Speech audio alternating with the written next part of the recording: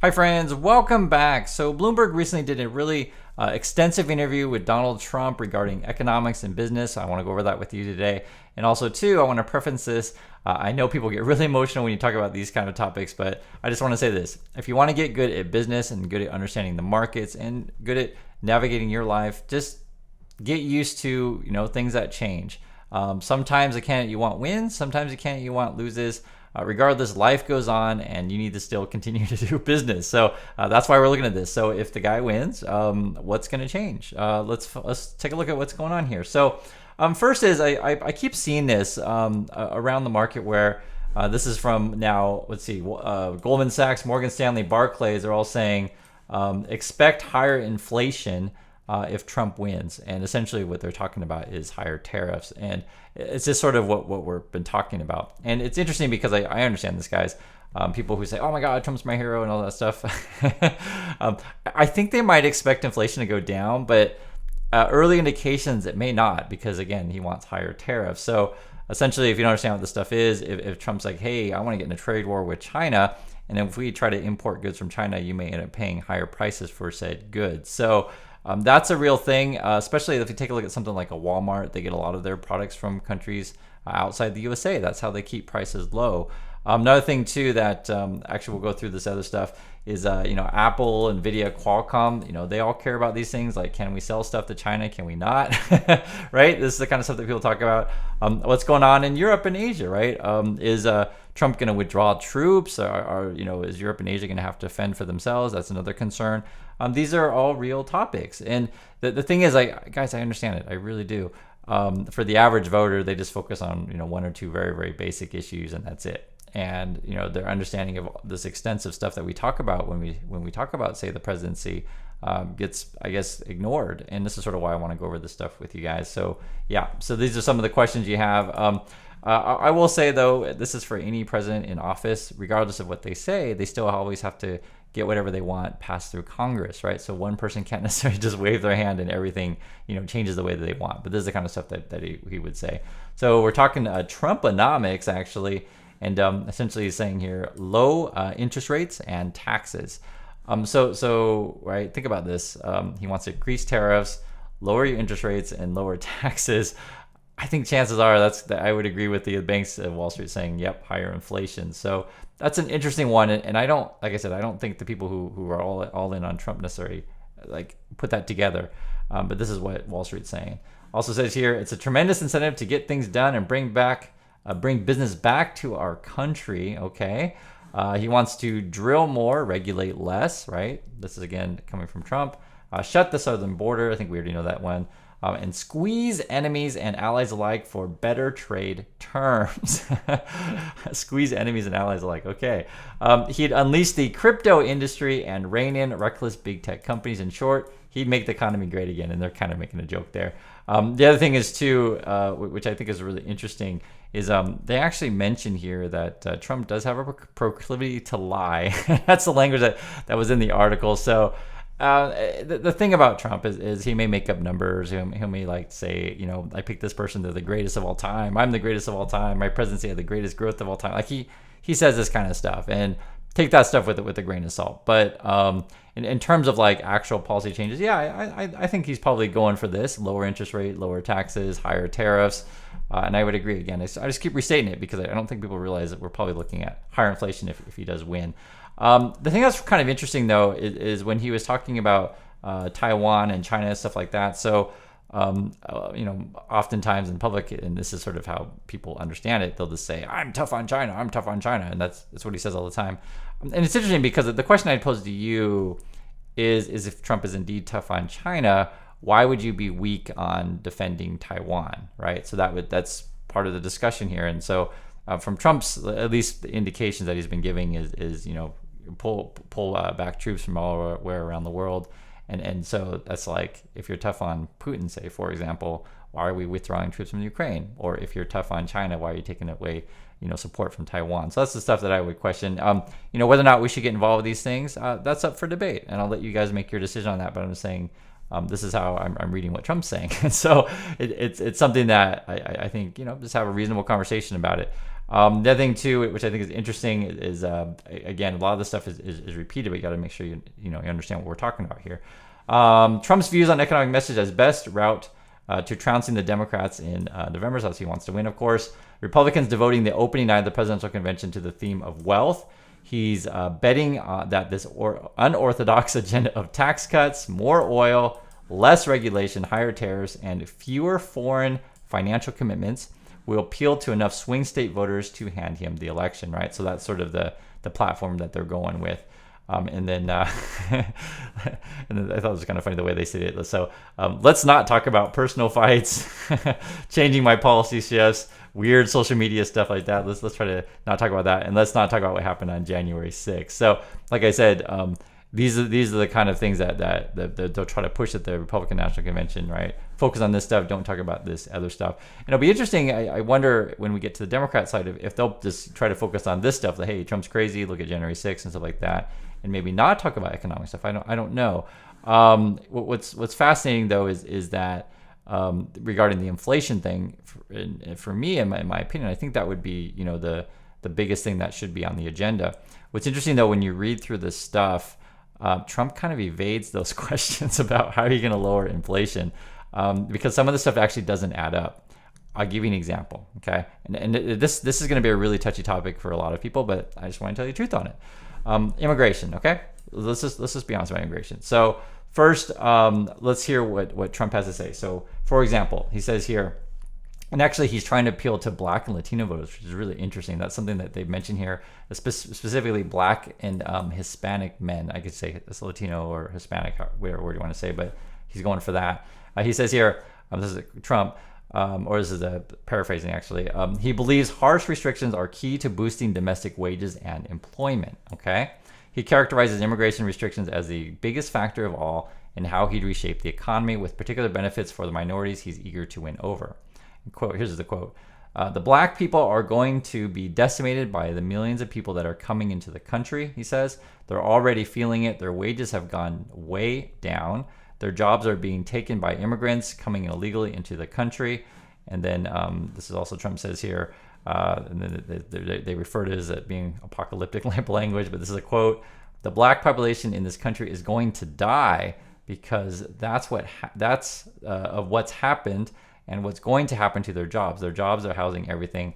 I want to stop that. So that's sort of the language that Trump is going, is that he wants to save you because you're going to die if you're Black. The Black people are going to be decimated, yeah, he says it again, by millions of people that are coming to the country. So the thing about this stuff, and I understand it gets a real sensitive topic when you talk about those things, but is at the moment when people come from the south of the border, they go and work in agriculture. I know this firsthand. It's not like anything shocking. You should already know this too, but I know this firsthand because when I was a kid, I grew up picking berries in Oregon, and I talk about this a lot of times on my channel. I even mentioned it in my book.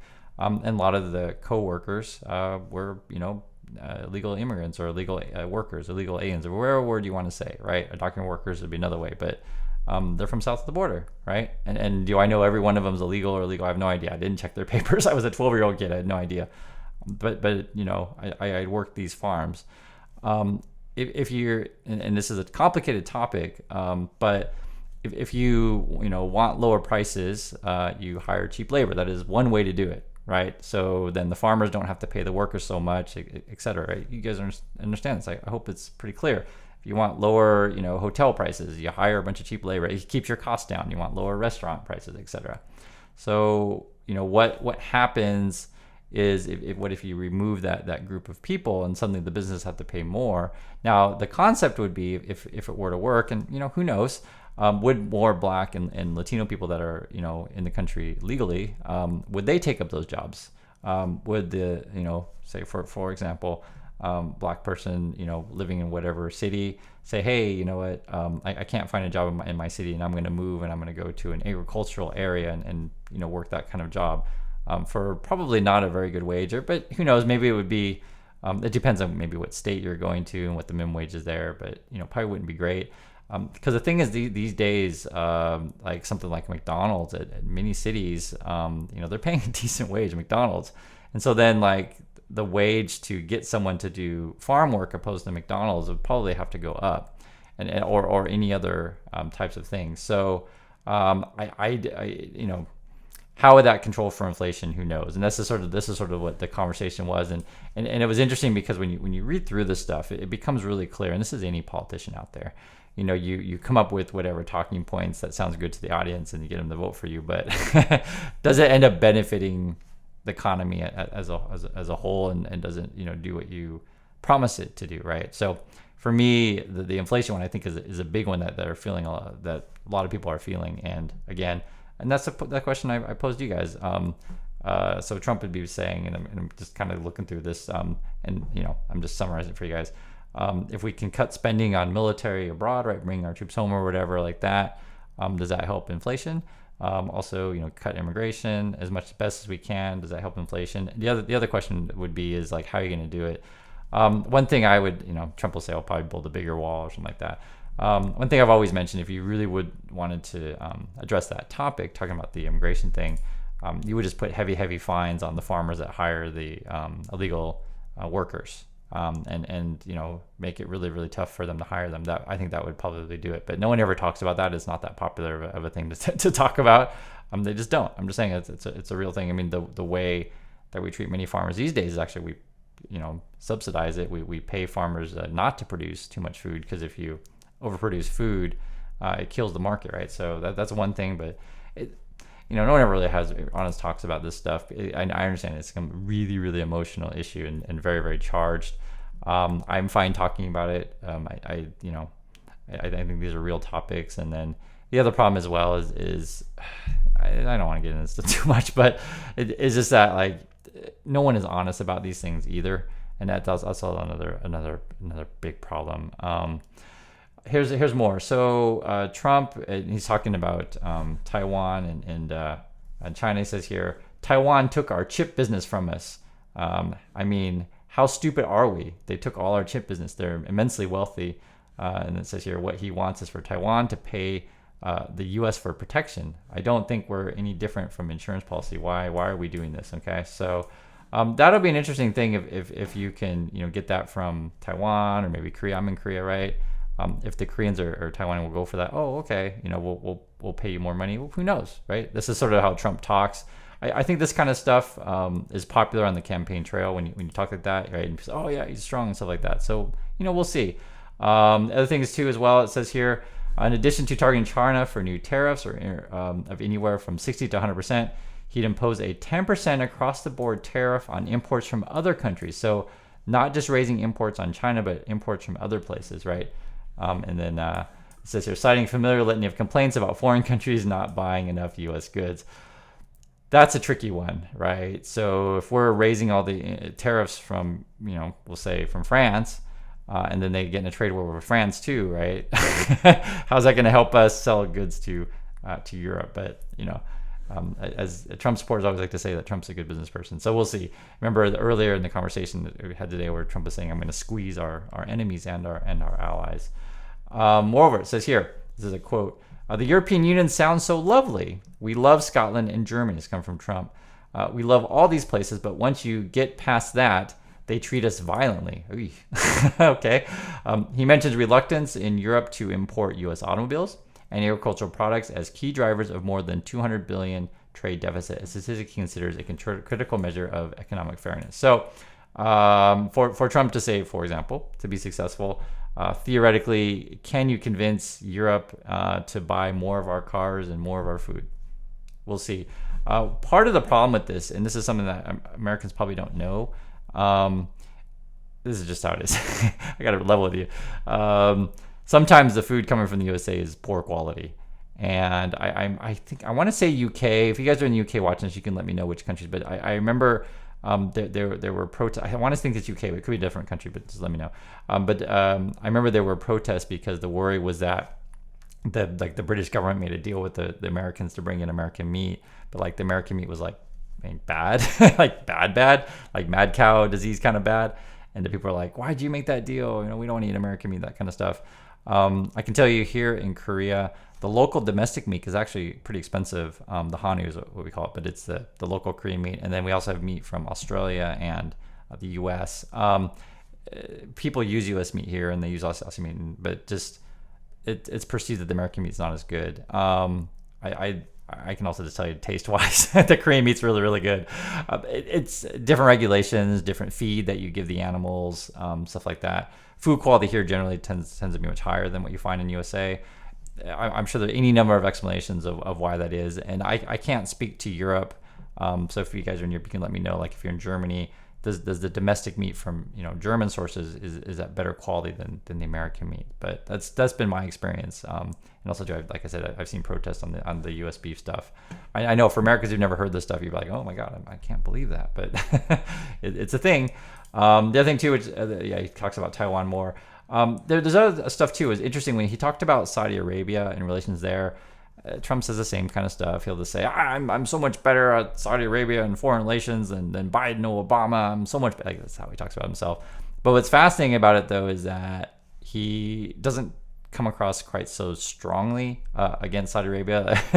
And this is for any American president. You can't really give the finger to the Saudis. It's just, you can't. I wish we could, to be honest. And maybe Trump's the one who finally will. But I just, and why do I say that? Because I personally don't want the U.S. to be under the thumb of foreign oil or foreign interests in that regard and getting tied in all kinds of entanglements over there. So that's my opinion on that. But this is what Trump says here. It says his views about Saudi Arabia, by contrast, are more amicable. Right, it's a little bit nicer to Saudis. He says he's spoken to Crown Prince Mohammed bin Al Saud within the past 6 months, though he declines to elaborate on the nature and frequency of their talks. So he's not mum's the word. Asked if he worries that the increasing U.S. oil and gas production, right, because he wants to drill, baby, drill, would upset the Saudis, who wish to maintain their primacy in energy. Trump replies that he doesn't think so, pointing once more to a personal relationship. Quote, he likes me. I like him. He says of the Crown Prince, they're always going to need protection. They're not naturally protected. I'll always protect them. So you make of that as you will. It's interesting, though, how he's like, I'm going to make, Taiwan pay for protection, or I'll make Koreans pay for protection. But Saudis, I'm always going to protect them. You have to have a sense of humor about this stuff. So, like I said, I know people get all emotional about these kind of things.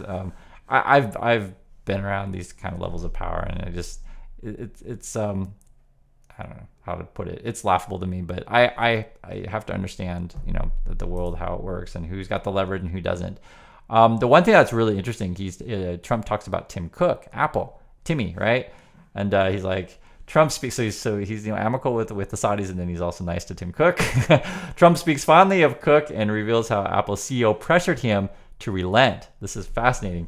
He recalls Cook reaching out privately and asking privately, right? This is a story that Trump's saying, could I come in and see you? And this is coming Tim Cook to Trump. It says here, Trump appreciated the gesture of respect from the head of what at the time was the world's most valuable company. That'd be Apple. That's impressive, Trump says. I said, yeah, come on in. Trump remembers that Cook was straightforward. Quote, he said to me, I need your help. You have tariffs of 25% and 50% on Apple products imported from China, he recalls. He said, it would really hurt our business. It would destroy our business potentially, right? And it's fascinating because, Trump's talking to Cook here. And to make a long story short, this is the end. Read the final paragraph here. Cook then gifted Trump a $55,000, everybody say $6,000 Mac Pro, one of the first made at the Texas factory. So that is how politics works. Try to make friends, give them gifts, these kind of things. Guys, this is right here, and it's kind of nuts that they. I don't honestly know. I guess because it's coming from a company, you can just gift politicians whatever. The true story, it'll be so funny, and mark my words, it could happen. Watch, a Cybertruck be gifted from Musk to Trump. I wouldn't be shocked. And maybe every one of Trump's kids get a Cybertruck. You get a Cybertruck, and you get a Cybertruck. And to be fair, guys, it's, Apple's giving out MacBook Pros. Maybe for all we know, Cook is giving out MacBook Pros, or not MacBook Pro. This is Mac Pro. This is actually the Pro one, not the MacBook. MacBook's the notebook. The Mac Pro is the desktop. For all we know, all the kids have gotten Mac Pros and iPhones. And trust me, I really know, guys. I really know. Believe me, I really know the amount of corruption that happens in Washington, D.C. is nuts. But this is what the game is played. So I went through all of this stuff. I know sensitive topics, and people are going to tell me how dumb I am and that kind of stuff. That's fine. But again, I say if you want to get good at business, understanding the markets, these kind of things. Just accept the rally that you're in, and try to figure out what's going on and understand it. So that's all I have to say, and we'll find out what happens, and vote for who you like, and we'll see. So thanks again for your time, and I'll catch you on the next video.